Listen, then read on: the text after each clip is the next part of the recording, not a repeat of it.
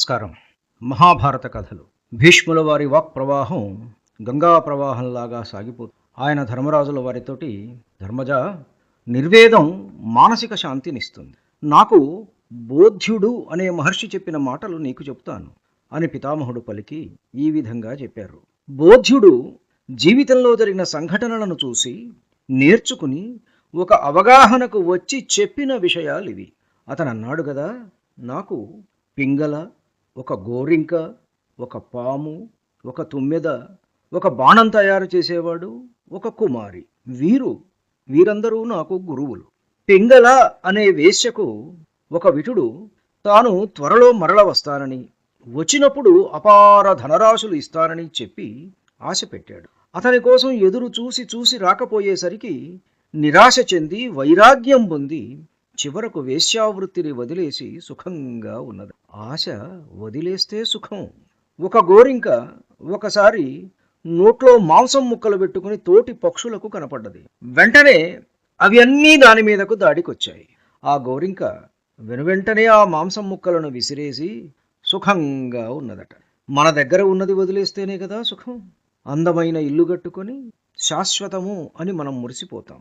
అమ్మయ్య, ఒక ఇల్లు సమకూరింది ఫలానా చోట అని చెబుతుంటాం. కానీ పాము తనకు తాను గూడు నిర్మించుకోదు. పరులు నిర్మించిన దాంట్లో హాయిగా ఉంటుంది. తుమ్మెదలు ఎవరికీ కష్టం కలిగించకుండా హాయిగా జీవిస్తాయి. అలాగే ఒక పని తదేక ధ్యానంతో చేసే వృత్తి పనివాడు పక్క నుండి మహారాజు వెడుతున్నా ఆయనను గమనించడు. వృత్తిలోని నిబద్ధత మనిషికి శాంతిని ఇస్తుంది. ఒక స్త్రీ కుమారి అని ఉండేది. ఆవిడ పూటకోళ్ల వృత్తిలో ఉండేది.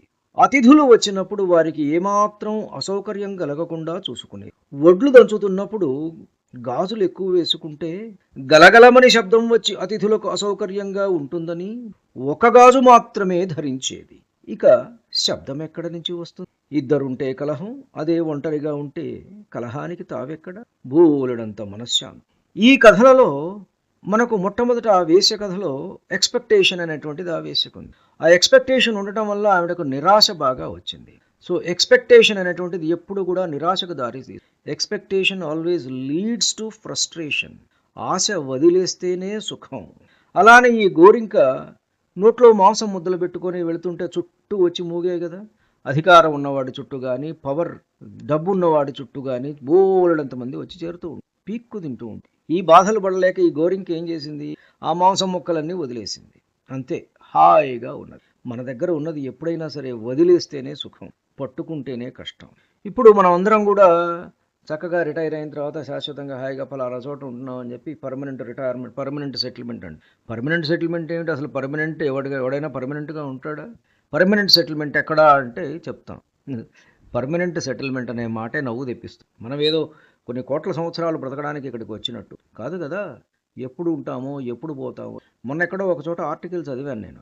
సొంత ఇల్లు కట్టుకున్న దానికి ఆ డబ్బును ఎక్కడో చోట ఇన్వెస్ట్ చేసుకొని ఆ వచ్చే ఇంట్రెస్ట్ తోటి రెంటెడ్ హౌసెస్లో మంచిగా హాయిగా ఉండేదానికి ఉన్న తేడాను వివరిస్తుంటూ చాలా చెప్పి. అఫ్కోర్స్ రెంటెడ్ హౌస్ కూడా ఎవడో ఒకటి కట్టిందే. కానీ ఆ రెంటెడ్ హౌస్లో మెయింటెనెన్స్ కష్టాలు ఉండవు. ఏది పోయినా కానీ నీకేమీ బాధ లేదు. ఫలానాది చేయించుకోవాలి, ఫలానా గచ్చు బగిలిందనో, ఫలానా ఇంకో చోట ఏదైందనో, ఇది కంఫర్ట్ లేదని ఇంకోటి ఏదైనా బాగు చేయించుకోవాలనో ఏమీ లేదు. కంఫర్ట్ లేకపోతే ఇంకో రెంటెడ్ హౌస్లోకి వెళ్ళిపోతుంది. అదే సొంత ఇల్లు కట్టుకుంటే there is no choice for you have to stay in that house. కాబట్టి పాము ఏం చేస్తుంది? తను ఎప్పుడు కూడా గూళ్ళు కట్టుకోదు. అట్లా పక్కవాడు కట్టిన దాంట్లో అది చక్కగా it has spent it's time, it will spend it's time. అలానే తదేక ధ్యానంతో, అదే ధ్యానం, అదే యోగం. అంటే యోగ కర్మసు కౌశలం చేస్తూ ఉన్నటువంటి ఆ వృత్తి పనివాడు మహారాజు వెళ్ళని, ఇంకొకటి వెళ్ళని, బిలియనీర్ వెళ్ళని, ఎవడు వెళ్ళని ఏం పట్టదు. పనిలో మునిగిపోతే ప్రపంచం ఏమైపోతుంది? చాలా మనిషికి శాంతి.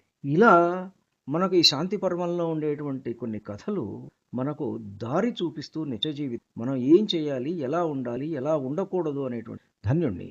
నమస్కారం. మీ ఊటుకూరు జానకి రామారావు.